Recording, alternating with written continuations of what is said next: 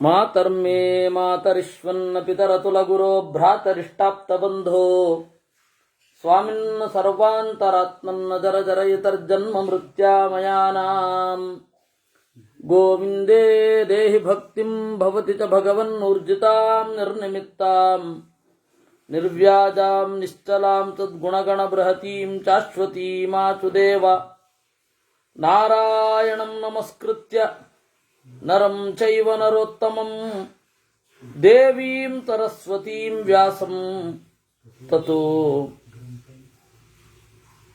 ಗ್ರಂಥಮುದೀರಯೇ ವಿಜಾನತಾಂ ಅವಿತ್ತಸ್ಯ ಮಧ್ವಸ್ಯ ಜಗತಿ ಗುರೋಃ ಪೂರ್ವಾಚಾರ್ಯಮಹಿಷ್ಠಾನಾಂ ಇಯಂ ಪ್ರಣತಿಮಾಲಿಕಾ ಪೂರ್ಣಜ್ಞಾನಾಯ ವಿದ್ಮಹೇ ಪೂರ್ಣಾನಂದಾಯ ಧೀಮಹಿ ತನ್ನೋ ವ್ಯಾಸ ಪ್ರಚೋದಯಾತ್. ಸೂಕ್ತಿರತ್ನಾಕರೇ ರಮ್ಯೇ ಮೂಲರಾಮಾಯಣಾರ್ಣವೇ ವಿಹರಂತೋ ಮಹೀಯಾಂಸಃ ಪ್ರೀಯಂತಾಂ ಗುರವೋ ಮಮ. ವಾಲ್ಮೀಕಿರ್ಗೌಃ ಪುನೀಯಾನ್ನೋ ಮಹೀಧರ ಪದಾಶ್ರಯ ಯತ್ಕಾವ್ಯಮುಪಜೀವಂತಿ ಯದ್ದುಗ್ಧಮುಪಜೀವಂತಿ ಕವಯಸ್ತರಣಕಾ ಇವ. ನಾವು 108 ಸರ್ಗಗಳನ್ನು ನೋಡಿದ್ದೇವೆ ವಾಲ್ಮೀಕಿ ರಾಮಾಯಣದ ಯುದ್ಧಕಾಂಡದಲ್ಲಿ. ರಾವಣನ ಸಾವನ್ನ ನೋಡಿದ್ದೇವೆ. ಈಗ 109ನೆಯ ಸರ್ಗ ಶುರು ಆಗಬೇಕಿದೆ. ಭ್ರಾತರಂ ನಿಹತಂ ದೃಷ್ಟ್ವಾ ಶಯಾನಂ ನಿರ್ಜಿತಂ ರಣೇ ಶೋಕವೇಗ ಪರೀತಾತ್ಮ ವಿಲಲಾಪ ವಿಭೀಷಣಃ. ಅಣ್ಣ ಸತ್ತಿದ್ದಾನೆ. ವಿಭೀಷಣನಿಗೆ ದುಃಖ ಉಕ್ಕುಕ್ಕಿ ಬಂತು. ವೀರ ವಿಕ್ರಾಂತ ವಿಖ್ಯಾತ ಪ್ರವೀಣ ನಯಕೋವಿದ ಮಹಾರ್ಹ ಶಯನೋಪೇತ ಕಿಂ ಶೇಷೇ ನಿಹತೋ ಭುವಿ.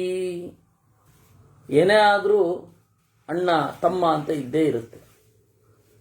ಮಧ್ವಾಚಾರ್ಯರು ಸುಮ್ಮನೆ ಹೇಳಿದ್ದಲ್ಲ.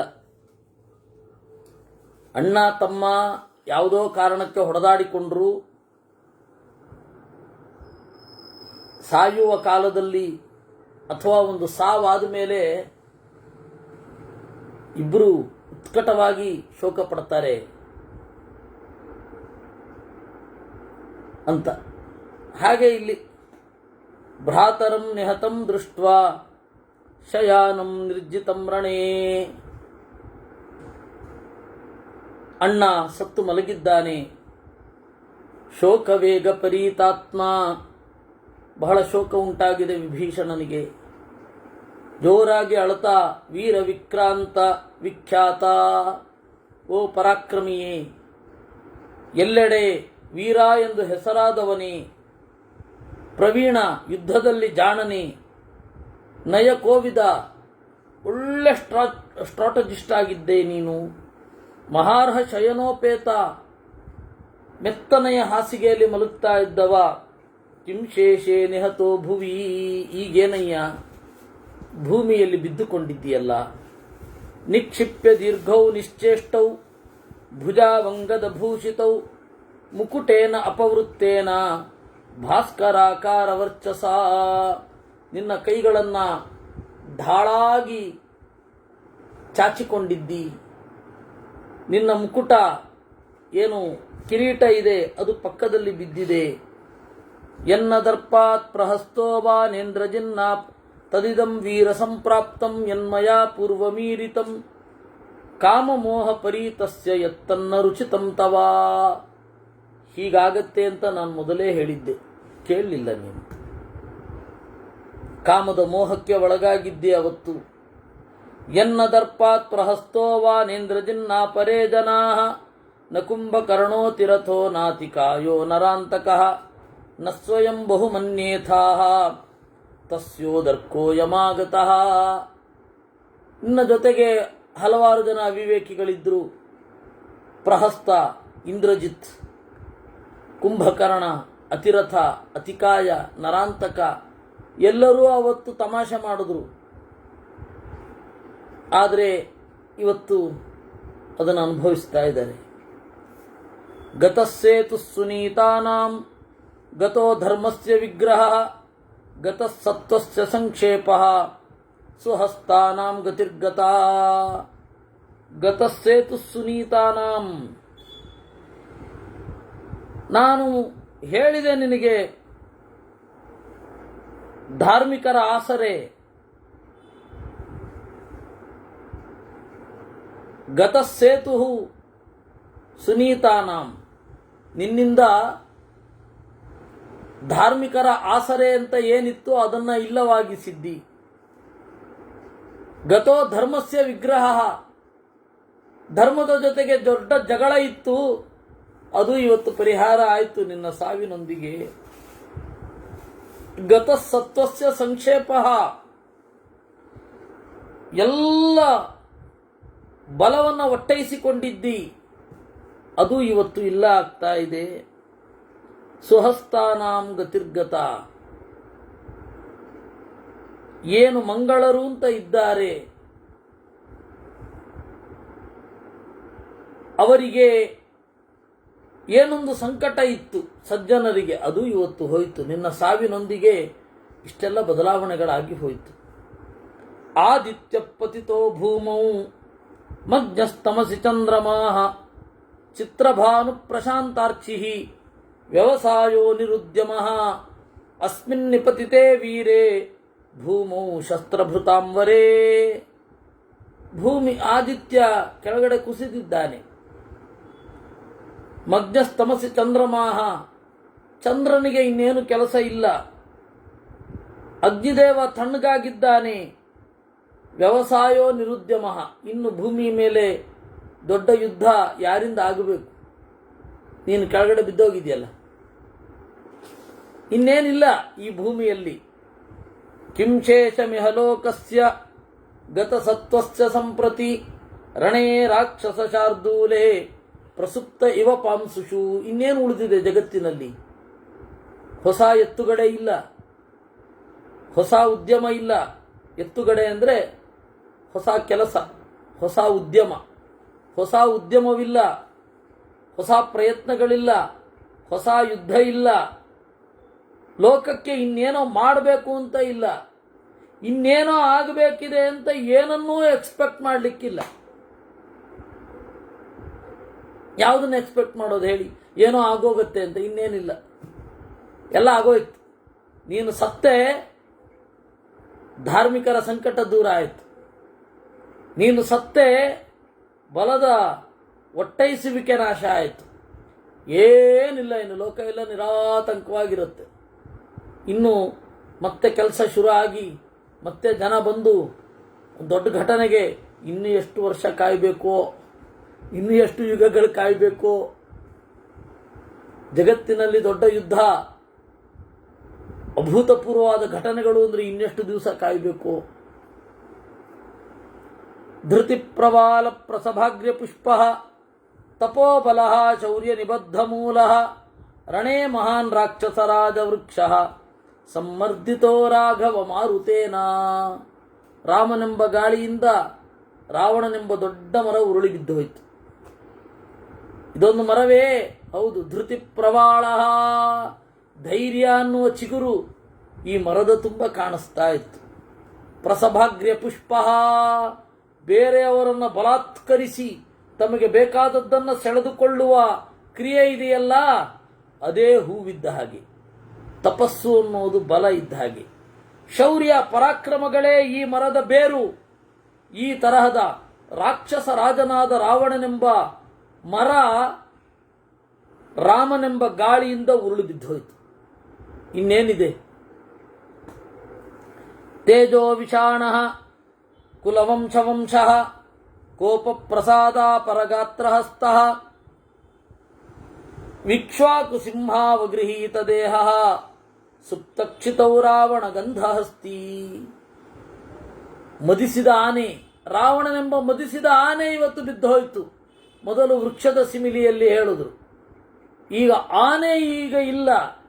ತೇಜೋ ವಿಷಾಣ, ಪರಾಕ್ರಮವೆಂಬ ಉದ್ದವಾದ ಕೋರೆ ದಾಡೆಗಳಿರುವ ಕುಲವಂಶ ಒಳ್ಳೆ ಕುಲ ಎನ್ನುವ ಉದ್ದವಾದ ಬೆನ್ನು ಹುರಿ ಇರುವ ಕೋಪ ಪ್ರಸಾದ ಪರಗಾತ್ರಹಸ್ತ, ಕೋಪ ಮತ್ತೆ ಅನುಗ್ರಹ ಎನ್ನುವ ಎರಡು ಇದೆರಡು ಸೊಂಡಿಲುಗಳಿರುವ ಪರಾಕ್ರಮೋತ್ಸಾಹ ಇಕ್ಷ್ವಾಕು ವಂಶಾವಗೃಹೀತ ದೇಹ, ಈ ತರಹದ ರಾವಣನೆಂಬ ಮದಿಸಿದ ಆನೆ ರಾಮನೆಂಬ ಸಿಂಹದಿಂದ ತಲೆ ಓಡನ್ನು ಕಳೆದುಕೊಂಡು ಕೆಳಗಡೆ ಬಿದ್ದಿದೆ. ಪರಾಕ್ರಮೋತ್ಸಾಹ ವಿಜೃಂಭಿತಾರ್ಚಿ ನಿಶ್ವಾಸಧೂಮ ಸ್ವಬಲ ಪ್ರತಾಪ ಪ್ರತಾಪವಾನ್ ಸಂಯತಿ ರಾಕ್ಷಸಾಗ್ನಿ ನಿರ್ವಾಪಿತೋ ರಾಮ ಪಯೋಧರೇಣ. ಓ, ರಾಮನೆಂಬ ಮಳೆ ಮೋಡದಿಂದ ಈ ದೊಡ್ಡ ಕಾಳ್ಗಿಚ್ಚು, ರಾವಣನೆಂಬ ಕಾಳ್ಗಿಚ್ಚು ನಾಶ ಆಗಿ ಹೋಗಿದೆ, ಆರಿ ಹೋಗಿದೆ. ಪರಾಕ್ರಮೋತ್ಸಾಹ ವಿಜೃಂಭಿತಾರ್ಚಿ, ಈ ರಾವಣನೆಂಬ ಕಾಳ್ಗಿಚ್ಚಿನಲ್ಲಿ ಪರಾಕ್ರಮವೆಂಬ ಉತ್ಸಾಹವೆಂಬ ಜ್ವಾಲೆಗಳು ಧಗಧಗನೆ ಉರಿತಾ ಇವೆ. ನಿಶ್ವಾಸ ಧೂಮ, ಕಾಳ್ಗಿಚ್ಚು ಅಂದಮೇಲೆ ಹೊಗೆ ಇರಬೇಕು, ಬಲಿಪಶುಗಳ ನಿಟ್ಟುಸಿರು ಎಂಬ ಹೊಗೆ ಇಲ್ಲಿದೆ. ಸ್ವಬಲ ಪ್ರತಾಪ, ಒಂದು ತಾಪ ಇರಬೇಕು ಇಲ್ಲಿ, ತನ್ನ ಬಲ ಅನ್ನುವ ತಾಪ. ಈ ತರಹದ ರಾಕ್ಷಸ ಎಂಬ ಕಾಳ್ಗಿಚ್ಚು ರಾಮನೆಂಬ ಮೋಡದಿಂದ ಬಂದ ನೀರಿನಿಂದ ಶಾಂತವಾಗಿ ಹೋಗಿದೆ. ಹೀಗೆ 3 ರೂಪಕಗಳಲ್ಲಿ ಹೇಳಿ ಸಿಂಹರ್ಕ್ಷ ಶಾರ್ದೂಲ ಕಕೂದ್ವಿಷಾಣ ಪರಾಭಿಜಿದ್ಗಂಧನ ಗಂಧವಾಹ ರಕ್ಷೋ ವೃಷಶ್ಚಾಪಲಕರ್ಣ ಚಕ್ಷು ಕ್ಷಿತೀಶ್ವರ ವ್ಯಾಘ್ರ ಹತೋವತನ್ನಹಾಂ. ಈ ರೀತಿ ಬೇರೆ ಬೇರೆ ರೀತಿಯಿಂದ ವರ್ಣನೆ ಮಾಡಿ ದೊಡ್ಡ ಎತ್ತು, ಆ ಎತ್ತು ಇವತ್ತಿಲ್ಲ. ಎಂತಹ ಎತ್ತು! ಸಿಂಹ ಮತ್ತೆ ವೃಕ್ಷ, ಕರಡಿ ಇವುಗಳನ್ನೇ ಕೊಲ್ಲಬಲ್ಲ ವಿಷಾಣ, ಉದ್ದವಾದ ಕೋಡುಗಳಿರುವ ಪರಾಭಿಜಿತ್ ಗಂಧನವಾದ ಗಂಧವಾಹ, ಬೇರೆಯವರನ್ನು ಗೆಲ್ಲುವ ಗಾಳಿ, ಅದರಂತೆ ಓಡುವ ಗಾಳಿಯಂತೆ ಓಡುವ ರಕ್ಷೋ ವೃಷಃ ಚಾಪಲಕರ್ಣ ಚಕ್ಷು, ಅತ್ತಿತ್ತ ಓಡಾಡುವ ಕಿವಿ ಮತ್ತೆ ಕಣ್ಣುಗಳಿರುವ ರಾಕ್ಷಸನೆಂಬ ಎತ್ತು ಇವತ್ತು ನಾಶ ಆಗಿ ಹೋಗಿದೆ ರಾಮನೆಂಬ ಸಿಂಹದಿಂದ. ಹೀಗೆ 4 ದೃಷ್ಟಾಂತಗಳನ್ನು ಕೊಟ್ಟಿದ್ದಾರೆ. ಸಾಮಾನ್ಯವಾಗಿ ಅವರು ದೊಡ್ಡ ಬೆಳೆದ ಮರ ಅಂತೇವೆ, ಗಾಢವಾಗಿ ಭೂಮಿಯಲ್ಲಿ ಬೇರುಗಳನ್ನು ಊರಿ ನಿಂತ ಮರಕ್ಕೆ ಒಂದು ಸಂಸ್ಥೆ ಕಟ್ಟಿದವನನ್ನ, ಒಂದು ಇನ್ಸ್ಟಿಟ್ಯೂಷನ್ ಕಟ್ಟಿದವನನ್ನ ಬೇರೂರಿದ ಮರದಂತೆ ಅಂತ ಹೇಳ್ತೇವೆ. ಬೇರೂರಿದ ಮರದಂತೆ. ಹಾಗೆ ಇನ್ನು ಆ ಮರದ ಸಿಮಿಲಿಯಲ್ಲಿ ರಾವಣನನ್ನು ನೋಡಿ ಇಲ್ಲ ಅಂತಂದ್ರು. ಎರಡನೆಯದ್ದು ಆನೆ. ಈ ಆನೆ, ಸಿಂಹ, ಋಷಭ, ಈ 3 ಶ್ರೇಷ್ಠತ್ವದೊಂದಿಗೆ ಸಮೀಕರಿಸ್ತೇವೆ. ಅದೊಂದು ಶೈಲಿ. ಪುರುಷ ಸಿಂಹ ಅಂದ್ರೆ ಪುರುಷ ಶ್ರೇಷ್ಠ ಅಂತ. ಪುರುಷ ಋಷಭ ಅಂದ್ರೆ ಎತ್ತು, ಆದ್ರೆ ಪುರುಷ ಋಷಭ ಅಂದ್ರೆ ಪುರುಷ ಶ್ರೇಷ್ಠ ಅಂತ.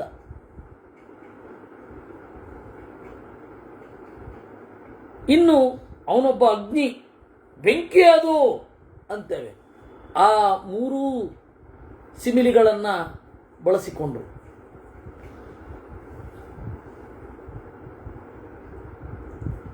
ರಾವಣ ಎಂಬ ವೃಕ್ಷ, ಅದನ್ನ ಬೀಳಿಸಿದ್ದು ರಾಮನೆಂಬ ಗಾಳಿ. ರಾವಣನೆಂಬ ಆನೆ, ಅದನ್ನು ಬೀಳಿಸಿದ್ದು ರಾಮನೆಂಬ ಸಿಂಹ. ರಾವಣ ಎಂಬ ಬೆಂಕಿ, ಕಾಳ್ಗಿಚ್ಚು, ಅದನ್ನು ನಂದಿಸಿದ್ದು ರಾಮನೆಂಬ ಮೋಡ. ರಾವಣನೆಂಬ ಬಲಿಷ್ಠವಾದ ಅದಮ್ಯವಾದ ಗೂಳಿ ಅದನ್ನು ನಂದಿಸಿದ್ದು ರಾಮ. ಈ ರೀತಿ ಎಲ್ಲ ಸಿಮಿಲಿಗಳಲ್ಲಿ ಅವನನ್ನು ಬಳಸಿ ವಿಭೀಷಣನ ಭಾವನೆಯನ್ನ ವಾಲ್ಮೀಕಿಗಳು ಅನುವಾದ ಮಾಡಿರೋದು. ಅವನು ಇದೇ ಪದ ಹೇಳಿರ್ತಾನೆ ಅಂತಲ್ಲ, ಅವನ ಮನದೊಳಗನ ಭಾವನೆಗೆ ಭಾಷೆಗೆ ರೂಪ ಕೊಟ್ಟದ್ದು. ಆ ಭಾವನೆಯನ್ನು ಬೇರೆ ಬೇರೆ ರೀತಿಯಲ್ಲಿ ವ್ಯಾಖ್ಯಾನ ಮಾಡಬಹುದು. ಬೇರೆ ಕವಿ ಅವನ ಒಳಗಡೆ ಹೋಗಿ ಕಂಡ್ರೆ ಬೇರೆ ತರ ಬರೀತಾನೆ. ವದಂತಂ ಹೇತು ಮದ್ವಾಕ್ಯಂ ಪರಿದೃಷ್ಟಾರ್ಥ ನಿಶ್ಚಯಂ ರಾಮಶೋಕ ಸಮಾವಿಷ್ಟಂ ಇತ್ಯುವಾಚ ವಿಭೀಷಣಂ. ಆಗ ರಾಮ ಬಹಳ ದುಃಖ ಆಯಿತು ಅವನಿಗೆ. ಅಣ್ಣನನ್ನ ಕುರಿತು ಅಳ್ತಾ ಇರುವ ತಮ್ಮ ವಿಭೀಷಣನನ್ನ ಕಂಡು ರಾಮ ಬಹಳ ದುಃಖಪಟ್ಟನಂತೆ. ಅಯ್ಯೋ, ಇದೆಂಥ ಅವಸ್ಥೆ! ಬದುಕಿದ್ದ ತನಕ ಅಣ್ಣ ಅಣ್ಣ ಅಂತ ಹೇಳಿ ಕರೀತಾ ಇರಲಿಲ್ಲ, ದ್ವೇಷ ಮಾಡ್ತಾ ಇದ್ದ. ಸತ್ತ ಮೇಲೆ ಈ ತರಹ ಬದಲಾಗಿದ್ದಾನೆ. ಹೇಳ್ತಾನೆ, ನಾಯಂ ವಿನಷ್ಟೋ ನಿಶ್ಚೇಷ್ಟ ಸಮರೇ ಚಂಡ ವಿಕ್ರಮ ಅತ್ಯುನ್ನತ ಮಹೋತ್ಸಾಹ ಪತಿತೋಯಮಶಂಕಿತ. ಇವನು ಸತ್ತಿಲ್ಲಪ್ಪ, ಈ ದೇಹ ಬಿಟ್ಟಿದ್ದಾನೆ ಅಷ್ಟೇ. ತನ್ನ ಅಪಾರವಾದ ಕೀರ್ತಿಯಿಂದ ಹೆಸರುಗಳನ್ನು ಪಡೆದಿದ್ದಾನೆ. ನೈವಂ ವಿನಷ್ಟಾಶ್ಚೋಚ್ಯಂತೆ ಕ್ಷತ್ರಧರ್ಮವ್ಯವಸ್ಥಿತಾ ವೃದ್ಧಿಮಾಂಚ ತಮಾನಾಹ ಯೇ ನಿಪತಂತಿರಣಾಜಿರೇ. ವೃದ್ಧಿಮಾಶಂಸಮಾನಾಹ, ನಾವು ಬೆಳಿಬೇಕು ಅಂತ ಇರುವವರು ಹೀಗೆ ಸಾಯಬೇಕು ಅಂತ ಬಯಸ್ತಾರೆ. ವೀರರು ಬಯಸುವ ಸಾವು ರಾವಣನದ್ದಾಗಿದೆ. ಇಂಥವರನ್ನ ಕುರಿತು ದುಃಖಿಸಬಾರದು. ಯಾಕೆಂದರೆ ಎಲ್ಲರೂ ಒಂದು ದಿವಸ ಸಾಯೋದೆ. ಹೇಗೆ ಸಾಯಬೇಕು ಅಂತ ಇದೆ. ಜಪ ಮಾಡ್ತಾ, ತಪಸ್ಸು ಮಾಡ್ತಾ, ಸ್ವಾಧ್ಯಾಯದಲ್ಲಿಯೇ ಸಾಯಬೇಕಾದದ್ದು ಬ್ರಾಹ್ಮಣ. ಯುದ್ಧದಲ್ಲಿ ಹೋರಾಡ್ತಾ ಸಾಯಬೇಕಾದದ್ದು ಕ್ಷತ್ರಿಯ. ವೈಶ್ಯ ಶೂದ್ರರು ಬ್ರಾಹ್ಮಣನ ತರನೇ ದೇವರನ್ನ ಚಿಂತನೆ ಮಾಡ್ತಾ ಸಾಯಬೇಕಾದದ್ದು. ಆ ಸಾವು ಇವನಿಗೆ ಬಂದಿದೆ. ವದಂತಂ ನೈವಂ ಏನ ಸೇಂದ್ರಾಸ್ತ್ರಯೋ ಲೋಕಾಃ ತ್ರಾಸಿತಾ ಯುಧಿ ಧೀಮತ ಅಸ್ಮಿನ್ ಕಾಲ ಸಮಾಯುಕ್ತೆ ನ ಕಾಲ ಪರಿಶೋಚಿತಂ. ಇಂದ್ರ ಮೊದಲಾದವರು 3 ಲೋಕಗಳು ಎಲ್ಲರೂ ಇವನಿಂದ ಬೆದರಿದ್ದಾರೆ. ಇನ್ನು ಶೋಕಿಸುವ ಕಾಲವಿಲ್ಲ. ನೈಕಾಂತ ವಿಜಯೋ ಯುದ್ಧೇ ಭೂತಪೂರ್ವಕ್ಕದಾಚನ ಪರೈರ್ವಾಹನ್ಯತೆ ವೀರಃ ಪರಾನ್ವಾಹಂತಿ ಸಂಜುಗೆ. ಯುದ್ಧದಲ್ಲಿ ಗೆಲ್ತೇವೆ ಅಂತ ಯಾರಿಗೂ ಖಾತ್ರಿ ಇರಲ್ಲ. ನೈಕಾಂತ ವಿಜಯೋ ಯುದ್ಧೇ ಭೂತಪೂರ್ವ ಕದಾಚನ, ಯಾವತ್ತೂ ಆಗಲಿ ನಾವು ಅವ್ರನ್ನ ಸಾಯಿಸ್ತೇವೆ ಅಂತ ಇಲ್ವೇ ಇಲ್ಲ. ಯುದ್ಧ ಚುರ ಆಗೋದು ಒಂದೇ ನಿಶ್ಚಿತ. ಯುದ್ಧ ಚುರ ಆದ್ಮೇಲೆ ಗೆಲುವು ಅನಿಶ್ಚಿತ. ಯಾವುದರಿಂದ ಏನಕ್ಕೆ ಬೇಕಾದರೂ ಆಗ್ಬೋದು. ಇವತ್ತಿಗೂ ಆ ಪರಿಸ್ಥಿತಿ ಬದಲಾಗಿಲ್ಲ. ಯಾಕೆಂದ್ರೆ ಯುದ್ಧ ದೀರ್ಘಕಾಲ ನಡೆದ್ರೆ ಅದು ಗೊತ್ತಾಗತ್ತೆ. ಯುದ್ಧ ದೀರ್ಘಕಾಲ ಇಲ್ಲದೆ ಈಗ ಹಾಗಿಲ್ಲ. ಅದರಿಂದಾಗಿ ದೀರ್ಘಕಾಲ ನಡೆದ್ರೆ ಯಾರಿಗೆ ಸೋಲಾಗತ್ತೋ ಯಾರಿಗೆ ಗೆಲುವಾಗತ್ತೋ ಗೊತ್ತಿಲ್ಲ.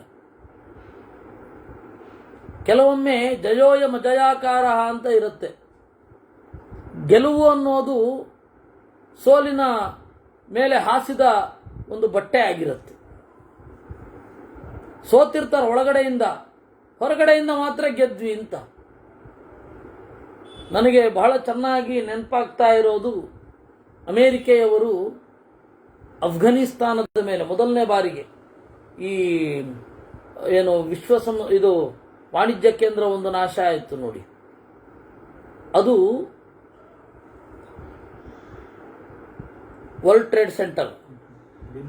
ಅದು ಹೋದ ಕೂಡಲೇ ಅಫ್ಘಾನಿಸ್ತಾನದ ಮೇಲೆ ದಾಳಿ ಮಾಡಿದ್ರು. ಅವರೇನಿಲ್ಲ, ತೋರಾ ಬೋರಾ ಅಂತ ಒಂದು ಗುಹಾ ಪ್ರಾಚುರ್ಯ ಪ್ರದೇಶ, ಅದು ಗಿರಿಯೇ, ಅದು ಬೆಟ್ಟವೇ. ಆ ಊರಿನ ಮೇಲೆ ದಾಳಿ, ಅಲ್ಲಿದ್ದಾನೆ ಅಂತ. ಅಲ್ಲಿ ಅವ್ರಿಗೆ ಏನಾಗ್ತಾರೆ, ಒಳಗಡೆ ಹೋಗಿ ಸೇರ್ಕೊಂಡ್ಬಿಡ್ತಾ ಇದ್ರು. ಗುಹೆ ತಂಪಾಗಿರ್ತಿತ್ತು, ಒಳಗಡೆ ಹೋಗಿ ಸೇರ್ಕೊಂಡ್ಬಿಡ್ತಾ ಇದ್ರು. ಇವ್ರ ಮೇಲ್ಗಡೆಯಿಂದ ಉದುರಿಸಿದ್ದೇ ಬಂತು ಬಾಂಬು. ಅಯ್ಯೋ ಬಾಂಬ್ ಹಾಕ್ಲಿ ಕಾತರದಿಂದ ಕಾಯ್ತಾ ಇದ್ರಂತೆ ಅಲ್ಲಿಯ ಮಕ್ಕಳು. ಯಾಕೆ ಗೊತ್ತಾ?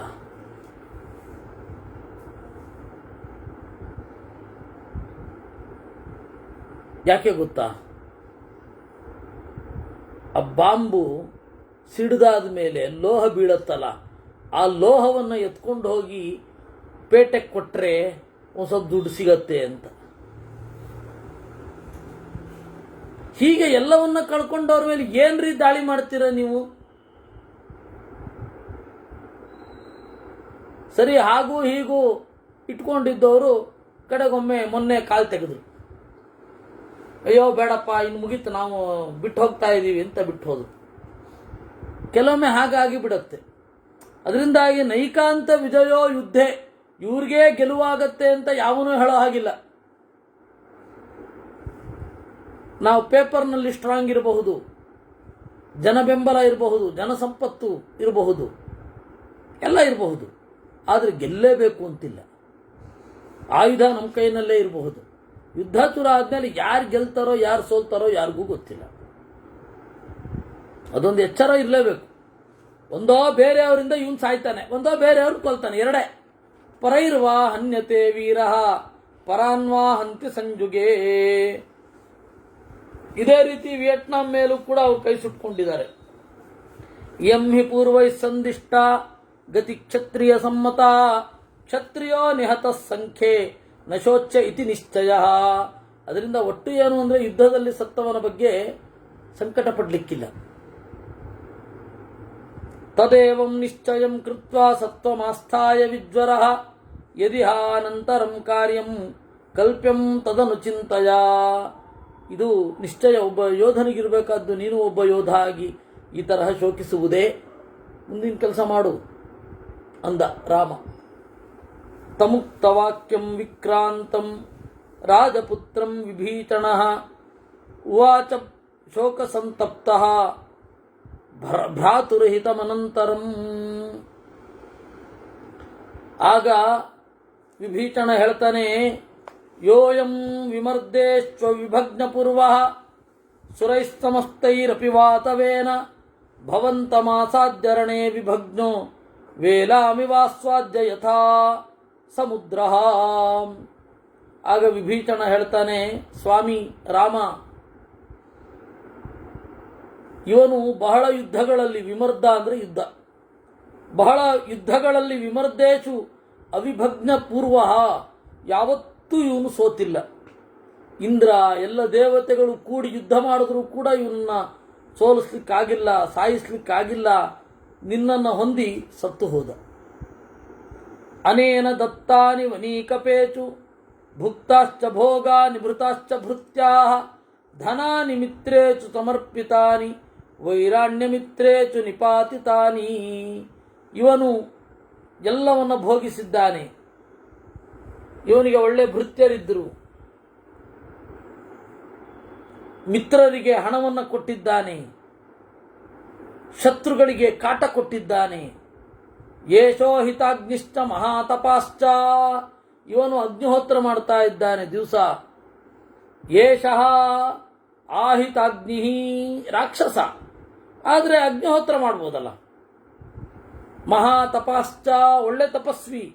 ವೇದಾಂತಗಃ, ಒಳ್ಳೆ ವೇದಾಂತವನ್ನು ಬಲ್ಲವ. ಯಾವ ದುಷ್ಟರು ಜಾಣರಾಗಿರೋದಿಲ್ಲ ಹೇಳಿ, ಎಲ್ಲ ದುಷ್ಟರು ಬುದ್ಧಿವಂತರೆ. ಕರ್ಮಸು ಚಾಗ್ರ್ಯಶೂರ, ಏತಸ್ಯ ಯತ್ಪ್ರೇತಗತಸ್ಯ ಕೃತ್ಯಂ ತತ್ಕರ್ತುಮಿಚ್ಛಾಮಿ ತವ ಪ್ರಸಾದಾತ್. ಬರ್ತಾರೆ. ಯೇಷೋ ಹಿತಾಗ್ನಿಶ್ಚ ಮಹಾತಪಾಶ್ಚ ವೇದಾಂತಗ ಕರ್ಮಸು ಚಾಗ್ರ್ಯಶೂರ. ಯೇಷಃ ಆಹಿತಾಗ್ನಿ, ಇವನು ಸತ್ತಿದ್ದಾನೆ. ಅದರಿಂದಾಗಿ ನೀನು ಅನುಗ್ರಹಿಸಿದರೆ ದಯವಿಟ್ಟು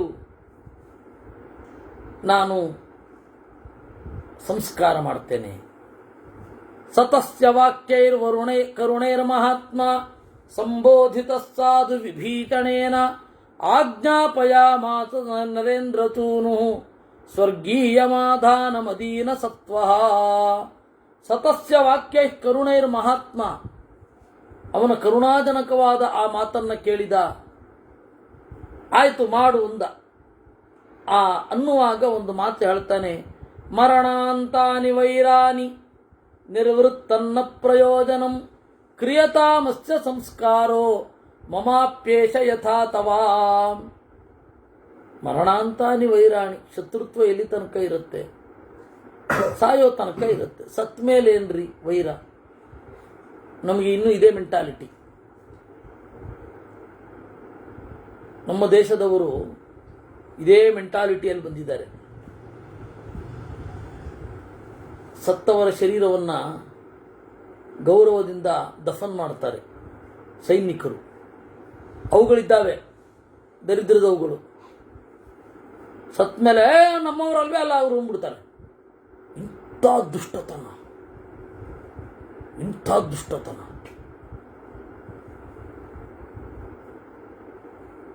ಅವ್ರಿಗೆ ಕಳಿಸ್ಬೇಕಾದ್ರೆ ಇರಲ್ವಾ? ಇವರು ಸತ್ತರೆ ಅಂತ ಒಂದು ಯೋಚನೆ ಇರಲ್ವಾ? ಅಂದ್ರೆ ಸ್ನೇಹವೇ ಇಲ್ಲ ಅಂತ ಅರ್ಥ. ಸ್ನೇಹವೇ ಇಲ್ಲದೆ ಕಳಿಸಿರ್ತಾನೆ ಅಂತ. ನಮ್ಮಲ್ಲಿ ಇವ್ರ ಶರೀರ, ಯಾರೋ ಸತ್ತವರ ಶರೀರ, ಅಯ್ಯೋ ಮರಣ ಆದ್ಮೇಲೆ ನಮ್ಗೇನು ವೈರ ಅಂತ ಹೇಳಿ ನಮ್ಮ ಸೈನಿಕರು ದಫನ್ ಮಾಡ್ತಾರೆ. ಸತ್ತವರು ಅವರು. ನಮಗೆ ರಾಮನ ತಿಳಿದು ಬಂದಿದೆ. ಅವರು ಇಲ್ಲಿಯವರೇ, ಅವರು ಭಾರತದವರೇ ಒಂದು ಕಾಲದಲ್ಲಿ. ಆದರೆ ಆ ಸಂಸ್ಕೃತಿಯಿಂದ ಹೊರಗಡೆ ಬಂದಾಗ ಏನು ವ್ಯತ್ಯಾಸ ಕಾಣಿಸ್ತಾ ಇದೆ? ಇದನ್ನು ಬಿಟ್ಟೋದ್ರೆ ಏನು ವ್ಯತ್ಯಾಸ ಕಾಣಿಸ್ತಾ ಇದೆ? ಮರಣಾಂತಾನಿ ವೈರಾಣಿ. ಶರೀರ ಬೇರೆ, ದೇಹ ಬೇರೆ, ಇದು ಆತ್ಮ ಬೇರೆ. ಸತ್ತಿದ್ದಾನೆ ಅವನು. ಇನ್ನು ಈ ಶರೀರದಿಂದ ನಮ್ಮ ಮೇಲೇನು ದ್ವೇಷ ಕಾರಲ್ಲ, ಹೋಗಿ ಆಗಿದೆ ಜೀವ. ಅದರಿಂದಾಗಿ ಒಬ್ಬನ ಮೇಲೆ ವೈರ. ಮರಣಾಂತಾನಿ ವೈರಾಣಿ, ಸಾಯೋ ತನಕ ಕಣಪ್ಪ. ನಿರ್ವೃತ್ತನ್ನ ಪ್ರಯೋಜನಂ. ಸೀತೆಯನ್ನು ಕರ್ಕೊಂಡು ಹೋಗ್ಲಿಕ್ಕೆ ಇವನು ಅಡ್ಡಿಯಾಗಿದ್ದ. ಅದರಿಂದಾಗಿ ಇವನನ್ನು ಕೊಂದಿದ್ದಾಯ್ತು. ಕ್ರಿಯತಾಮಸ್ಯ ಸಂಸ್ಕಾರ. ಇವನ ಸಂಸ್ಕಾರವನ್ನ ಮಾಡಿ ಮಮಾಪ್ಯೇಷ ಯಥಾ ತವಾ. ನಿನಗೆ ಹೇಗೆ ಅಣ್ಣನೋ ಹಾಗೆ ನನಗೆ ಇವನು ಅಣ್ಣ ಅಂದ ರಾಮ. ಅದರಿಂದಾಗಿ ಸಂಸ್ಕಾರ ಮಾಡು. ಯಾಕೆಂದ್ರೆ ಅವನು ಅವತ್ತು ಅನುಮತಿ ಕೊಡದೆ ಹೋಗಿದ್ರೆ ಸಂಸ್ಕಾರ ಮಾಡಲಿಕ್ಕಿಲ್ಲ, ಹಾಗೆ ಬಿಟ್ಟಿರಬೇಕು ದೇಹವನ್ನ. ಇವನು ರಾಮರಿ ರಹೀಮ ಅಲ್ಲ. ಅದರಿಂದಾಗಿ ಅವನು ಇಲ್ಲ ಇಲ್ಲ ಮಾಡಿ ಇಂದ. ನಾ ಅದಕ್ಕೆ ಹೇಳಿದ್ದು, ಪಕ್ಕದ ದೇಶದವರು ತಮ್ಮವರು ಸತ್ರು ಕೂಡ ನಮ್ದಲ್ಲ, ಏನ್ ಬೇಕಾದ್ರೆ ಮಾಡ್ಕೊಳ್ಳಿ ಆ ದೇಹನ ಅಂತಾರೆ. ನಮ್ಮವರು ಬೇರೆಯವರು ಸತ್ತಿದ್ರು ಕೂಡ ಸಂಸ್ಕಾರ ಮಾಡ್ತಾರೆ. ಯಾಕೆಂದ್ರೆ ಆ ರಾಮನದ್ದು ಇಳಿದು ಬಂದಿದೆ. ಒಂದು ಮಹಾಕಾವ್ಯ ಎಷ್ಟು ಪರಿಣಾಮಕಾರಿಯಾಗಿರುತ್ತೆ. ಅವರಿಗೆ ರಾಮಾಯಣ ಶ್ಲೋಕ ಹೇಳಿದ್ರೆ ಗೊತ್ತಾಗತ್ತಾ? ರಾಮಾಯಣ ಶ್ಲೋಕ ಹೇಳಿ ನೋಡೋಣ ನೀವು ಅಂದ್ರೆ ಗೊತ್ತಾಗತ್ತಾ ಅವ್ರಿಗೆ, ಸೈನಿಕರಿಗೆ? ಆದ್ರೆ ಮಾಡ್ತಾರೆ. ಯಾಕೆ? ಆ ರಾಮನ ಒಂದು ಆದರ್ಶ ಎಲ್ಲೋ ಒಂದು ಕಡೆಯಿಂದ ಇಳಿದು ಬಂದಿರುತ್ತೆ. ಅವರು ಅದರಿಂದ ಕಳಚ್ಕೊಂಡಿದ್ದಾರೆ, ನಾವು ಅದನ್ನು ಇನ್ನೂ ಹಿಡ್ಕೊಂಡಿದ್ದೀವಿ. ಹಿಂದೂಗಳಿಗಾಗಿ ಯಾಕೆ ಯಾಕೆ ಯಾಕೆ ಇರಬೇಕು ಅಂದರೆ ಈ ತರಹದ ಕಾರಣಗಳಿಗಾಗಿರಬೇಕು. ಒಂದು ಕಾರುಣ್ಯ, ಜೀವ ಕಾರುಣ್ಯ ನಮ್ಮಲ್ಲೇ ಇರೋದು, ಯಾರಲ್ಲೂ ಇಲ್ಲ. ಅದು ಕ್ರೈಸ್ತರಲ್ಲೂ ಇಲ್ಲ, ಇಸ್ಲಾಂನಲ್ಲಿಯೂ ಇಲ್ಲ. ಯಾಕೆಂದರೆ ಅವರಿಬ್ಬರಿಂದ ಆದಷ್ಟು ಹಿಂಸೆ ಜಗತ್ತಲ್ಲಿ ಯಾವ ಜನಾಂಗದಿಂದಲೂ ಆಗಿಲ್ಲ. ಎಷ್ಟು ಸಂಸ್ಕೃತಿಗಳನ್ನು ನಾಶ ಮಾಡಿದ್ದಾರೆ ಇವರು. ಬಹುತ್ವ ಅಂತ ಹೇಳಿ ನಮ್ಮನ್ನು ತುಳಿತಾರೆ, ಅವ್ರನ್ನ ಇದು ಮಾಡ್ತಾರೆ. ಮಲ್ಟಿಕಲ್ಚರಿಸ್ಟ್, ಬಹುತ್ವ ಸಂಸ್ಕೃತಿವಾದಿ ಅಂತ ಇವತ್ತಿನ ಬುದ್ಧಿಜೀವಿಗಳ ಹೊಸ ವಾದ. ಆ ಮಲ್ಟಿಕಲ್ಚರಿಸ್ಟ್ ಏನು? ಮಲ್ಟಿಕಲ್ಚರಿಸ್ಟ್ ಯಾವುದು ಮಲ್ಟಿಯನ್ನು ನಾಶ ಮಾಡ್ತಾ ಇರುತ್ತೋ ಅದಕ್ಕೆ ಸಪೋರ್ಟ್ ಮಾಡೋದು ಇವರು. ಯಾವುದು ಮಲ್ಟಿಯನ್ನು ಉಳಿಸ್ಕೊಳ್ಳುತ್ತೋ ಅದನ್ನು ನಾಶ ಮಾಡೋದು. ಅವ್ರಿಗೆ ಗೊತ್ತೇ ಆಗ್ತಾ ಇಲ್ಲ. ಇದನ್ನೇ ನಾನು ಆತ್ಮಮೋಹ ಅಂತ ಪದೇ ಪದೇ ಹೇಳೋದು. ನಾವು ಯಾವ ನಾಶದತ್ತ ಹೋಗ್ತಾ ಇದ್ದೇವೆ ಅನ್ನೋದು ಇವತ್ತು ಭಾರತೀಯರಿಗೆ ಗೊತ್ತೇ ಆಗ್ತಾ ಇಲ್ಲ. ನಾವೇ ನಾಶದ ಕಡೆಗೆ ವೇಗವಾಗಿ ಸಾಗ್ತಾ ಇದ್ದೀವಿ. ನಮಗೆ ಆತ್ಮವಿಸ್ಮೃತಿ. ಹೀಗೆ ರಾಮ ಮರಣಾಂತಾನಿ ವೈರಾಣಿ ನಿರ್ವೃತ್ತನ್ನ ಪ್ರಯೋಜನಂ. ಸತ್ಮೇಲೇನಪ್ಪ ಇದೆ? ನಿರ್ವೃತ್ತನ್ನ ಪ್ರಯೋಜನಂ. ನಮ್ಮ ಪ್ರಯೋಜನ ಆಯಿತು. ಸೀತೆಯನ್ನು ಕರ್ಕೊಂಡು ಹೋಗ್ಲಿಕ್ಕೆ ಇವನು ಅಡ್ಡಿ ಇದ್ದ, ಅದು ಪರಿಹಾರ ಆಯಿತು. ಕ್ರಿಯತಾಮಸ್ಯ ಸಂಸ್ಕಾರ. ಇವನಿಗೆ ಸಂಸ್ಕಾರ ಮಾಡು. ಮಮಾಪ್ಯೇಷ ಯಥಾ ತವಾ. ನಿನಗೆ ಹೇಗೆ ಇವನು ಅಣ್ಣನೋ ಹಾಗೆ ನನಗೂ ಕೂಡ ಅಂದ ರಾಮ. ಅನ್ನುವಲ್ಲಿಗೆ ನವಾಧಿಕ ಶತತಮ ಸರ್ಗ. ಹೇಳಲೇಬೇಕಿದೆ, ಹೇಳ್ತಾ ಇದ್ದೇನೆ, ಅನ್ಯಥಾ ಭಾವಿಸಬೇಡಿ. ಅಳಿಯ ರಾಮರಾಯನ ಕೊಂದ್ರು. ಅವನ ರುಂಡವನ್ನು ಕತ್ತರಿಸಿ ಅದರ ಒಳಗಡೆ ಎಲ್ಲ ಟೊಳ್ಳು ಮಾಡಿ ಅದರ ಒಳಗಡೆ ಇದ್ದ ಮಾಂಸಗಿಂಸಾದಿಗಳನ್ನು ತೆಗೆದು ಆ ಬುರುಡೆಯನ್ನ, ತಲೆಯೋಡನ್ನ ಬಿಜಾಪುರದ ಮೋರಿ ಹರಿದು ಹೋಗತ್ತಲ್ಲ ಅಲ್ಲಿಟ್ರು. ಈ ಮುಖದ ಮೂಲಕ ಹರಿದು ಹೋಗಲಿ ಅಂತ. ಎಂಥ ವಿಕಾರ ಅದು!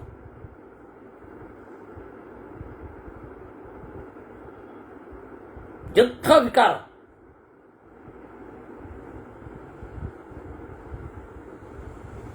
ಅದೇ ತರಹದ ವಿಕಾರ ವೀರಪ್ಪನಿಗೂ ಇತ್ತು.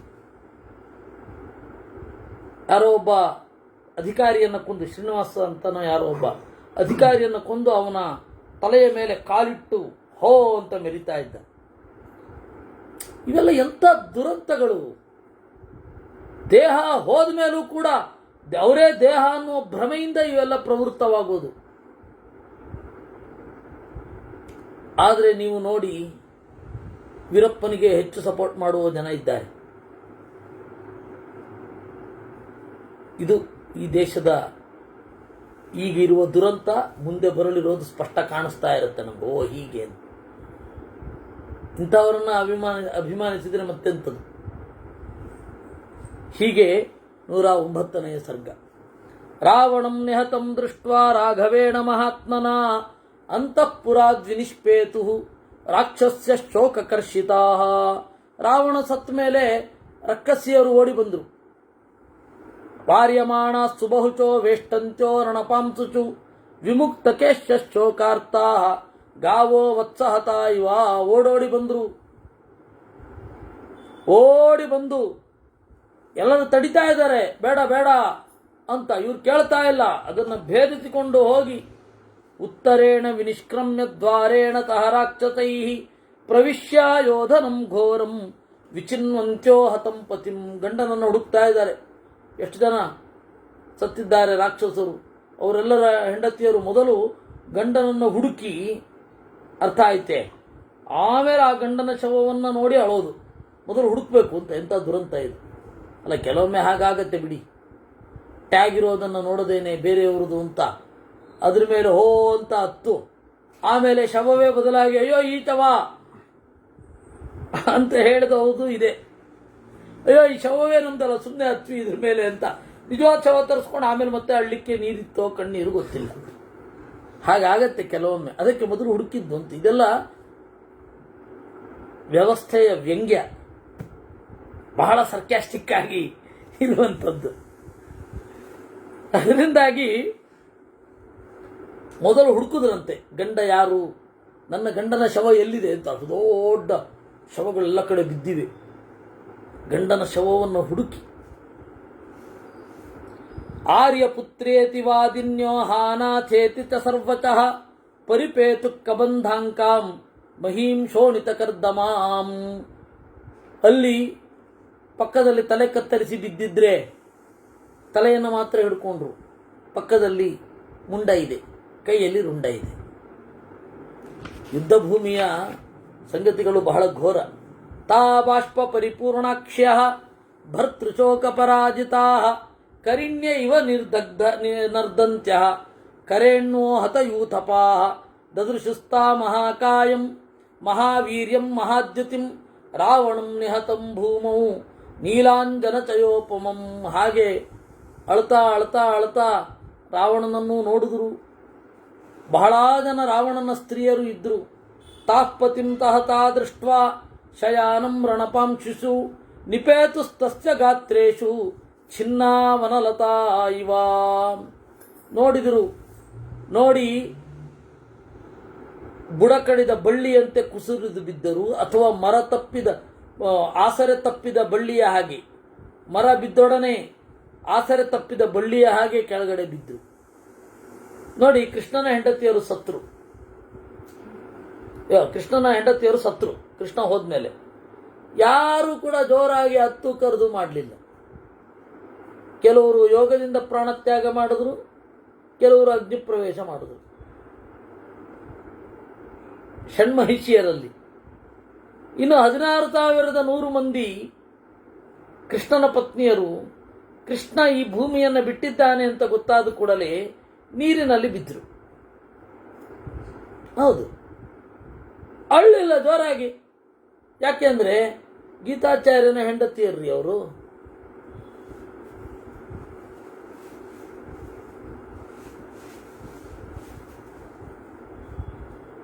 ಹಾಗೆ ಸೀತೆ ಹೋಗಿದ್ದು ಹೇಗೆ?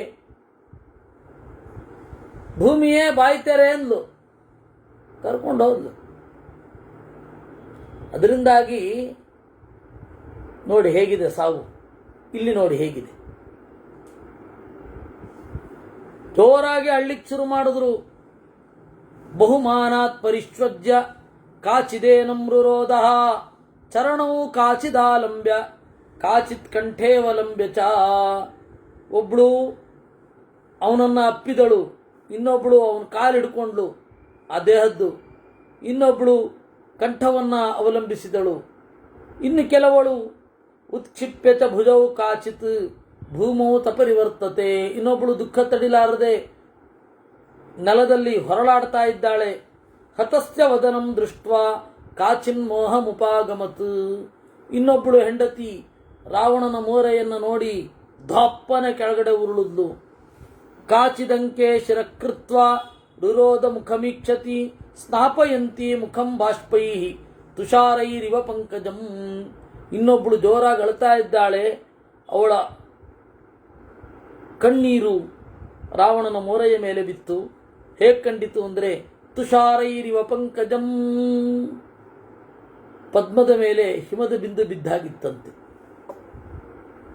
ಏನ್ರಿ ಇಷ್ಟು ಬೀಭತ್ಸವಾದ ಸಂಗತಿಯಲ್ಲಿ ಇಷ್ಟು ಸುಂದರವಾದ ಉಪಮೆಯೇ ಅಂದರೆ, ಕವಿಗಳು ಆ ಲೆವೆಲನ್ನು ಮೀರಿ ವಸ್ತುವನ್ನು ವಸ್ತುವಾಗಿ ನೋಡುವಂತಹ ಒಂದು ಶಕ್ತಿಯನ್ನು ಪಡ್ಕೊಂಡಿರ್ತಾರೋ. ಹೀಗಾಗಿ ವಾಲ್ಮೀಕಿಗಳು ಹಾಗೆ ಏವಮಾರ್ತಾಃ ಪತಿಂ ದೃಷ್ಟ್ವಾ ರಾವಣಂ ನಿಹತಂ ಭುವಿ ಚುಕೃಶುರ್ಬಹುಧಾ ಶೋಕಾತ್ ಭೂಯಸ್ತಾಃ ಪರಿಯದೇವಯನ್. ಈ ರೀತಿ ಜೋರಾಗಿ ಅಳ್ಳಿಕ್ ಶುರು ಮಾಡಿದರಂತೆ. ಏನು ಹೇಳ್ಕೊಂಡು ಹತ್ರು. ಏನ ವಿತ್ರಾಸಿತಶ್ಚಕ್ರೋ ಏನ ವಿತ್ರಾಸಿತೋ ಯಮಃ ಏನ ವೈಶ್ರವಣೋ ರಾಜ ಪುಷ್ಪಕೇನ ವಿಯೋಜಿತಃ. ಯಾರಿಂದ ಇಂದ್ರ, ಯಾರಿಂದ ಯಮ, ಯಾರಿಂದ ಕುಬೇರ ಸಂಕಟಪಟ್ಟರೋ, ತಮ್ಮ ತಮ್ಮ ಸಂಪತ್ತುಗಳನ್ನು ಯಾರಿಂದ ಕಳ್ಕೊಂಡ್ರೋ ಅಂತಹ ರಾವಣ ಕೆಳಗಡೆ ಬಿದ್ದೋಗಿದ್ದಾನೆ. ಗಂಧರ್ವಾಣಾಂ ಋಷೀಣಾಂಚ ಸುರಾಣಾಂಚ ಮಹಾತ್ಮನಾಂ ಭಯಂ ಯೇನ ರಣೇ ದತ್ತಂ ಸೋಯಂ ಶೇತೆ ರಣೇ ಹತಃ. ಗಂಧರ್ವರಿಗೆ, ಋಷಿಗಳಿಗೆ, ದೇವತೆಗಳಿಗೆ, ಮಹಾತ್ಮರಿಗೆ ಯಾರು ಹೆದರಿಕೆ ಇತ್ತನೋ ಅವನು ಸತ್ತೋಗಿದ್ದಾನೆ. ಅಸುರೇಭ್ಯ ಸುರೇಭ್ಯೋ ವಾ ಪನ್ನಗೇಭ್ಯೋಪಿ ವಾ ಯಥಾ ಭಯಂ ಯೋ ನ ವಿಜಾನಾತಿ ತಸ್ಯೇದಂ ಮಾನುಷಾದ್ ಭಯಂ. ಅಸುರರಿಂದ, ದೇವತೆಗಳಿಂದ, ನಾಗರಿಂದ ಯಾರಿಂದಲೂ ಭಯ ಇಲ್ಲ. ಭಯ ಇದ್ದದ್ದು ಇವನಿಗೆ. ಭಯ ಇದ್ದದ್ದು ಮನುಷ್ಯನಿಂದ. ಇದಲ್ವಾ ಚೋದ್ಯ. ಅವಧ್ಯ ದೇವತಾನಾಂ ಯಃ ತಥಾ ದಾನವರಕ್ಷಸಾಂ ಹತಸ್ಸೋಯಂ ರಣೇಶೇತೆ ಮಾನುಷೇಣ ಪದಾತಿನ. ದೇವತೆಗಳು ಕೊಲ್ಲಲಿಕ್ಕಾಗಲಿಲ್ಲ, ದಾನವರು ಕೊಲ್ಲಲಿಲ್ಲ, ರಾಕ್ಷಸರು ಕೊಲ್ಲಲಿಲ್ಲ. ಯಾರೋ ಒಬ್ಬ ದಡದಡನೆ ಆಚೆಯ ಸಮುದ್ರದಿಂದ ಸೇತುವೆ ಮೇಲೆ ನಡ್ಕೊಂಡು ಬಂದು ಸಾಯಿಸ್ಬಿಟ್ಟ. ಹತಶೇತೆ ಪದಾತಿನ. ಪದಾತಿನ, ಪದಾತಿ ಅಂದ್ರೆ ಕಾಲಿನಿಂದ ನಡ್ಕೊಂಡು ಬರುವವನು, ಪಾದಚಾರಿ. ಯೋ ನ ಶಕ್ಯ ಸುರೈರ್ಹಂತುಂ ನ ಯಕ್ಷೈರ್ನಾಸುರೈಸ್ತಥಾ ಸೋಯಂ ಕಶ್ಚಿದಿವಾ ಸತ್ವೋ ಮೃತ್ಯುಂ ಮರ್ತ್ಯೇನ ಲಂಭಿತಃ. ದೇವತೆಗಳು ಯಕ್ಷರು ಅಸುರರು ಕೊಲ್ಲಿಕ್ಕಾಗ್ತಾ ಇರಲಿಲ್ಲ. ಅವು ಯಾರೋ ಒಬ್ಬ ಬಂದು ಕೊಂದು ಬಿಟ್ಟ. ಏವಂ ವದಂತ್ಯೋರುರುದು ತಸ್ಯತಾ ದುಃಖಿತಾ ಸ್ತ್ರೀಯ ಭೂಯ ಏವ ಚ ದುಃಖಾರ್ಥ ವಿಲೇಪುಶ್ಚ ಪುನಃ ಪುನಃ. ಒಂದು ಸ್ವಲ್ಪ ಹೊತ್ತು ತಡೆದ್ರು, ಮತ್ತೆ ಅಳ್ಳಿಕ್ಕೆ ಶುರು ಮಾಡಿದ್ರು. ಅಶೃಣ್ವತಾತು ಸುಹೃದಾಂ ಸತತಂ ಹಿತವಾದಿನಾಂ ಮರಣಾಯಾಹೃತ ಸೀತಾ ರಾಕ್ಷಸಾಶ್ಚ ನಿಪಾತಿತಾ. ಎಲ್ಲ ಹಿತವಾದದ್ದನ್ನು ಹೇಳಿದ್ರು, ಆದರೆ ಕೇಳಲಿಲ್ಲ. ಆ ಸೀತೆಯನ್ನು ಕರ್ಕೊಂಡು ಬಂದದ್ದೇ ನಮ್ಮೆಲ್ಲರ ಸಾವಿಗಾಗಿ. ಮರಣಾಯ ಆಹೃತ ಸೀತಾ ಏತಾಸ್ಸಮಮಿದಾನೀಂತೆ ವಯಮಾತ್ಮ ಚಪಾತಿತಃ. ನಮ್ಮನ್ನು ಸಾಯಿಸಿದ, ತಾನು ಬಿದ್ದ. ಬ್ರುವಾಣೋಪಿ ಹಿತಂ ವಾಕ್ಯಮಿಷ್ಟೋ ಭ್ರಾತಾ ವಿಭೀಷಣಃ ದೃಷ್ಟಂ ಪರುಚಿತೋ ಮೋಹಾತ್ ತ್ವಯಾತ್ಮವಧಕಾಂಕ್ಷಿಣ. ಹಿತವಾದದ್ದನ್ನು ಹೇಳಿದ ವಿಭೀಷಣ ಅವನನ್ನು ಹೊರಗಡೆ ದೂಡಿದೆ. ಹಿತವಾಗಿ ಹೇಳ್ತಾ ಇದ್ದವನನ್ನ ಹೊರಗಡೆ ದೂಡಿದ್ಯಾಕೆ ಅಂದರೆ ಆತ್ಮವಧಕಾಂಕ್ಷಿಣ, ತಾನು ಸಾಯಬೇಕು ಅನ್ನೋ ಬಯಕೆಯಿಂದ. ಯದಿ ನಿರ್ಯಾತಿತಾಮೇತೆ ಸ್ಯಾತ್ ಸೀತಾರಾಮಾಯ ಮೈಥಿಲಿ ನನಸ್ಯಾದ್ವ್ಯಸನಂ ಘೋರಂ ಇದಂ ಮೂಲಹರಂ ಮಹತ್. ಅವತ್ತೇ ಅವಳನ್ನು ವಾಪಸ್ ಕೊಟ್ಬಿಟ್ಟಿದ್ದಿದ್ರೆ ನಾವೀಗ ಅಳ್ತಾನೇ ಇರ್ತಿರ್ಲಿಲ್ಲ. ಇವರೆಲ್ಲ ಒಟ್ಟಾಗಿ ಪ್ರತಿಭಟನೆ ಏನು ಮಾಡಲಿಲ್ಲ, ನೆನಪಿರಲಿ. ಅದರಿಂದಾಗಿ ಅವನು ಮುಂದುವರೆದ. ಪ್ರತಿಭಟನೆ ಮಾಡಿದ್ರೆ ಉಳ್ಕೊಳ್ಳೋರು. ಈ ಹೋದ್ಮೇಲೆ ಅಯ್ಯೋ ನೋಡಿದ್ಯಾ ಹೀಗಾಯ್ತು, ಅವನು ಮಾಡಿದ್ದು ಹೀಗೆ ಅಂತ. ಬದುಕಿದ್ದಾಗ ಅವನ ಕಾರ್ಯವನ್ನ ಉಪೇಕ್ಷೆ ಮಾಡಿರ್ತಾರೆ, ಒಂದೋ ಒಳಗಡೆಯಿಂದ ಸಮ್ಮತಿಸಿರ್ತಾರೆ. ಎಲ್ಲ ಕಡೆ ಅದೇ, ಜನಸಾಮಾನ್ಯರು ಸತ್ತೋದ್ರು ಅಂತಾರೆ, ಅವ್ರ ಒಳಗಡೆಯಿಂದ ಅವ್ರಿಗೆ ಬೆಂಬಲ ಆಗಿರುತ್ತೆ. ಅನ್ಯಾಯವನ್ನ ಮಾನಸಿಕವಾಗಿ ಬೆಂಬಲಿಸಿರ್ತಾರೆ ಅಥವಾ ತಟಸ್ಥವಾಗಿರ್ತಾರೆ, ಅಂಥವ್ರು ಸಾಯ್ತಾರೆ, ಅಂಥವ್ರು ದುಃಖ ಪಟ್ಟೇ ಪಡ್ತಾರೆ. ಜನಕ್ಕೆ ಗೊತ್ತಾಗಲ್ಲ, ಅಯ್ಯೋ ಮುಗ್ಧರು ಸತ್ರು ಅಂತ ಇವರು ಬರೀತಾರೆ. ಪ್ಯಾಲೆಸ್ತೀನ್ನಲ್ಲಿ ಸತ್ರು ಯಾಕೆ? ಮುಗ್ಧರ ಅವರು ಸಪೋರ್ಟ್ ಇರಲಿಲ್ವಾ ಅವ್ರದ್ದು ಮಾನಸಿಕವಾಗಿ?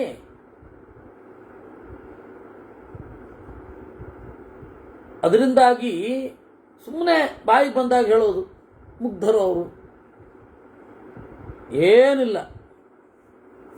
ಹಾಗೆ ಇವ್ರದ್ದು ಕೂಡ ಈಗ ಹೋದ್ಮೇಲೆ ಹೇಳ್ಬಹುದು, ಅಯ್ಯೋ ಅವತ್ತೇ ಕೊಟ್ಬಿಡ್ಬಾರ್ದಿತ್ತ ಅಂತ. ಕೊಡಬೇಕಿತ್ತು ಅಂತ ಇವರು ಒಬ್ಬರು ಪ್ರತಿಭಟನೆ ಮಾಡಲಿಲ್ಲ. ವೃತ್ತಕಾಮೋ ಭವೇತ್ ಭ್ರಾತ ರಾಮೋ ಮಿತ್ರಕುಲಂ ಭವೇತ್ ವಯಂ ಚ ಅವಿಧವಾ ಸರ್ವ ಸಕಾಮಾನ ಚ ಶತ್ರವ. ಹಾಗೇನಾರಾಗಿದ್ರೆ ಚಾರಿತ್ರವನ್ನು ಬಯಸುವ ವಿಭೀಷಣ ಸುಖವಾಗಿರ್ತಾ ಇದ್ದ, ರಾಮ ನಮಗೆ ಮಿತ್ರನಾಗಿರ್ತಿದ್ದ, ನಾವೆಲ್ಲ ಅವಿಧವೆಯರಾಗಿರ್ತಾ ಇದ್ವಿ. ಅದನ್ನ ಯಾವುದನ್ನು ನೀನು ಮಾಡಲಿಲ್ಲ. ನಕಾಮಕಾರಕ್ಕಾಂ ತ್ವಯಾ ಪುನರ್ನೃಶಂಸೇನ ಸೀತಾಂ ಸಂವೃಂಧತಾ ಬಲಾತ್ ರಾಕ್ಷಸ ವಯಮಾತ್ಮ ಛತ್ರಯಂ ತುಲ್ಯಂ ನಿಪಾತಿತಂ. ನೀನು ಸತ್ತೆ, ರಾಕ್ಷಸರನ್ನು ಸಾಯಿಸಿದೆ, ನಾವು ವಿಧವೆಯರಾದ್ವಿ. ಒಟ್ಟಿಗೆ ಮೂರರ ನಾಶವನ್ನೂ ತಂದುಕೊಂಡೆ. ವಾನರಾಣಾಂ ವಿನಾಶೋಯಂ ರಾಕ್ಷಸಾನಾಂಚ ತೇರಣೆ ತವ ಚೈವ ಮಹಾಬಾಹೋ ದೈವಯೋಗಾದುಪಾಗತಃ. ವಾನರರು ಸತ್ರು, ರಾಕ್ಷಸರು ಸತ್ರು. ನೈವಾರ್ಥೇನ ಚ ಕಾಮೇನ ವಿಕ್ರಮೇಣ ನ ಚಾಜ್ಞಯ ಶಕ್ಯ ದೈವಗತಿರ್ಲೋಕೆ ನಿರ್ವರ್ತಯಿತು ಮುದ್ಯತ. ನೈವಾರ್ಥೇನ ನೋಡಿ, ಲಾಭ ಇಲ್ಲ, ಈ ಕೆಟ್ಟ ಕೆಲಸ ಮಾಡಬೇಡಿ ಅಂದರೆ ಮಾಡಲ್ಲ, ಮಾಡ್ತಾರೆ. ಯಾರು ಕೂಡ ಕೆಟ್ಟ ಕೆಲಸ ಮಾಡಿದ್ರೆ ಏನು ಲಾಭ ಇಲ್ಲ ಅಂತಂದ ಮಾತ್ರಕ್ಕೆ ಕೆಟ್ಟ ಕೆಲಸ ಮಾಡದೇ ಇರಲ್ಲ. ಒಂದು ತಿಳ್ಕೊಳ್ಬೇಕು ನಾವು. ಕ್ರಿಮಿನಲ್ ಮೆಂಟಾಲಿಟಿ ಹೇಗಿರುತ್ತೆ ಅಂದರೆ, ಅಯ್ಯೋ ನಿನಗೇನು ಪ್ರಯೋಜನ ಇಲ್ಲಪ್ಪ, ಯಾಕೆ ಕೆಟ್ಟ ಕೆಲಸ ಮಾಡ್ತೀನಿ ಅಂದರೆ ಮಾಡ್ತೀನಿ, ಅದೇ ನಂಗೆ ತೃಪ್ತಿ ಅಂತ ನಾವು. ಇವರು ಸುಮ್ಮನೆ ಪರಿಸ್ಥಿತಿಗೆ ಸಿಕ್ಕಿ ರೌಡಿಯಾಗಿ ಬದಲಾದ, ಯಾರು ಒಳ್ಳೆಯವರು ಅಲ್ಲ ಕೆಟ್ಟವರು ಅಲ್ಲ, ಪರಿಸ್ಥಿತಿ ಹಾಗೆ ಮಾಡುತ್ತೆ ಅಂತ ಹೇಳೋದು ಸಿನಿಮಾಗಳ ಜನಪ್ರಿಯ ಡೈಲಾಗು. ವಾಸ್ತವವಾಗಿ ಹಾಗಲ್ವೇ ಅಲ್ಲ. ಇವರು ನೆರೇಟಿವ್ ಬಿಲ್ಡ್ ಮಾಡಿರ್ತಾರೆ. ಒಂದು ನೆರೇಟಿವ್, ಎಲ್ಲ ಕಡೆ ಒಂದು ಫಾಲ್ಸ್ ನೆರೇಟಿವ್ ಬಿಲ್ಡ್ ಮಾಡಿರ್ತಾರೆ. ಆ ನೆರೇಟಿವ್ ಅನ್ನ ಒಡೆಯೋದೇ ದೊಡ್ಡ ಪ್ರಾಬ್ಲಮ್ ಆಗಿ ಹೋಗಿದೆ. ಒಂದು ಫಾಲ್ಸ್ ನೆರೇಟಿವ್ಸ್ ಇರುತ್ತಲ್ಲ, ಅದನ್ನ ಒಡೆಯೋದು ಭಾರೀ ಕಷ್ಟ ಆಗಿದೆ. ಎಲ್ಲ ಕಡೆ, ಎಲ್ಲ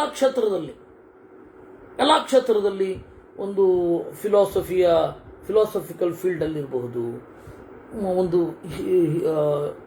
ಒಂದು ಇತಿಹಾಸ ಕ್ಷೇತ್ರದಲ್ಲಿರಬಹುದು, ಒಂದು ಪತ್ರಿಕಾ ರಂಗ ಇರಬಹುದು. ಸುಮ್ಮನೆ ಒಂದು ಫಾಲ್ಸ್ ನೆರೇಟಿವ್ಸ್ ಅನ್ನು ಬಿಲ್ಡ್ ಮಾಡ್ತಾ ಹೋಗ್ತಾ ಇರ್ತಾರೆ. ಅದನ್ನು ಮುರಿಯೋದೇ ಭಾರಿ ಪ್ರಾಬ್ಲಮ್ ಆಗೋಗಿದೆ. ಏಕಲವ್ಯ ಅವನು ಬೇಡ ಅಂತ ಯಾರೇ ಹೇಳಿದ್ದ, ಅವನು ಯಾದವ, ಅವನು ಒಳ್ಳೆ ಕುಲದವನೇ, ಆದರೆ ಅವನು ಶೆಡ್ಯೂಲ್ ಟ್ರೈಬ್ ಏನೋ ಆ ತರಹದ್ದು, ಅವನು ವಿದ್ಯೆ ಸಿಕ್ಕಿಲ್ಲ ಅಂತ. ಹಾಗೆ ನಡೆದೇ ಇಲ್ಲ ಅಲ್ಲಿ, ಹಾಗೆ ಹೇಳಲೂ ಇಲ್ಲ. ವಿದುರನಿಗೆ ವಿದ್ಯೆ ಕಲಿಸ್ಲಿಲ್ವಾ?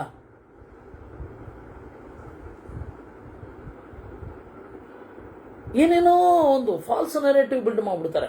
ಅದನ್ನೇ ಇವತ್ತು ಎದುರಿಸಿದ್ರೆ ಆಗಲ್ಲ ಅವ್ರಿಗೆ. ಇವಾಗ ಕರ್ಣನ ಮೇಲೆ ದಯ ತೋರಿಸ್ತಾರೆ, ಅಯ್ಯೋ ಅವನಿಗೆ ಅನ್ಯಾಯ ಆಗಿ ಹೋಯ್ತು ಅಂತ. ಇವತ್ತು ID ಕಾರ್ಡ್ ಟ್ಯಾಂಪರ್ ಮಾಡ್ಕೊಂಡು ಹೋದ್ರೆ ಒಪ್ತೀರೇನ್ರಿ ನೀವು? ಫಾಲ್ಸ್ ID ಇಟ್ಕೊಂಡು ಹೋದ್ರೆ ಒಪ್ತೀರಾ?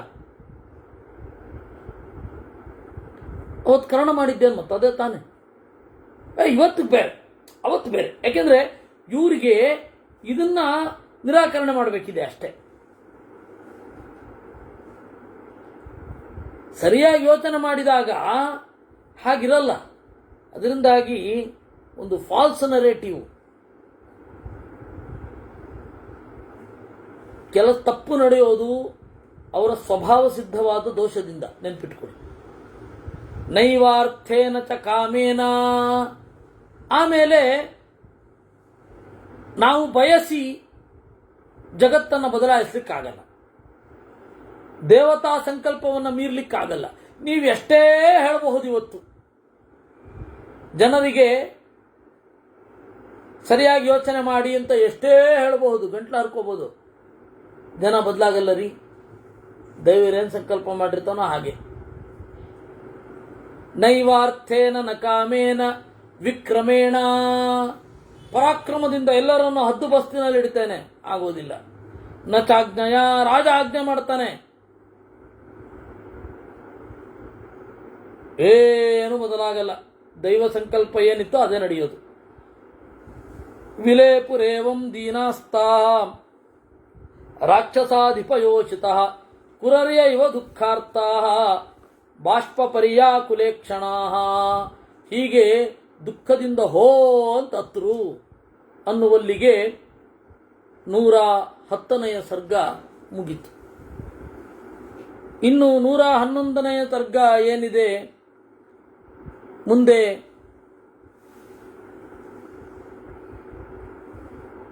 ಮಂಡೋದರಿ ಮೊದಲಾದವರ ವಿಲಾಪ ಅದು ಬರುತ್ತೆ.